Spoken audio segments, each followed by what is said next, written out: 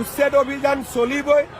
মই যেতিয়ালৈকে মুখ্যমন্ত্ৰী থাকোঁ মিয়া মুছলমানৰ লগত মোৰ যুদ্ধ চলি থাকিব।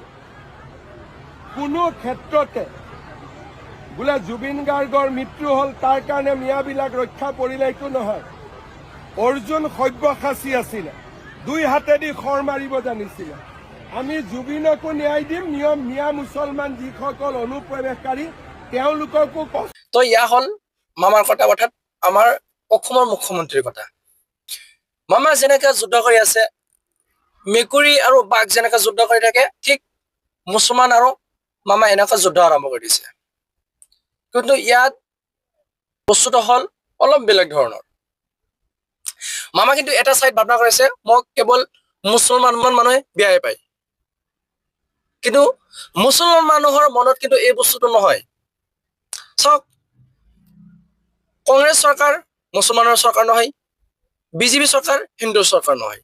বিজেপিতো মুছলমান হিন্দু আছে, কংগ্ৰেছ চৰকাৰতো হিন্দু মুছলমান আছে। তো পাৰ্চনেল এটা ৰিলিজনৰ চৰকাৰ হ'ব নোৱাৰে। ইয়াত মুখ্যমন্ত্ৰী হ'লেও, ইয়াত প্ৰধানমন্ত্ৰী হ'লেও চবৰে চৰকাৰ, কেৱল এটা ধৰ্মৰ কাৰণে চৰকাৰ হ'ব নোৱাৰে। তো মামা আজিকালি যেনেকুৱা আৰম্ভ কৰি দিছে, এই কথাষাৰ আচলতে মূল্যহীন কথা, ইয়াৰ কোনো দাম নাই। মই এজন মুছলমান ল'ৰা, মই বিজেপি চৰকাৰ এটা চাইড ভাল পাওঁ, এটা চাইড বেয়া পাওঁ। আৰু কংগ্ৰেছৰ এটা চাইড ভাল আছে, এটা চাইড বেয়া আছে। চৰকাৰক কোনোবাই বেয়া পাব পাৰে, এইটোৱে মানুহৰ পাৰ্চনটোৰ মাজতে আপোনাক কোনোবাই ভাল পাব পাৰে, কোনোবাই বেয়া পায়। এয়া মুছলমান মানুহৰ মাজতো এনেকুৱাই আছে, কোনোবাই ভাল পায়, কোনোবাই বেয়া পায়।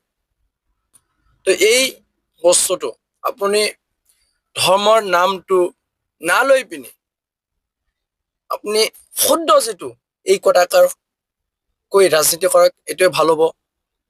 মোৰ কথাষাৰ যদি আপোনালোকৰ মতে গ্ৰহণযোগ্য হয়, তো যিমান পাৰে এই ভিডিঅ'টো শ্বেয়াৰ কৰি দিব। ধন্যবাদ।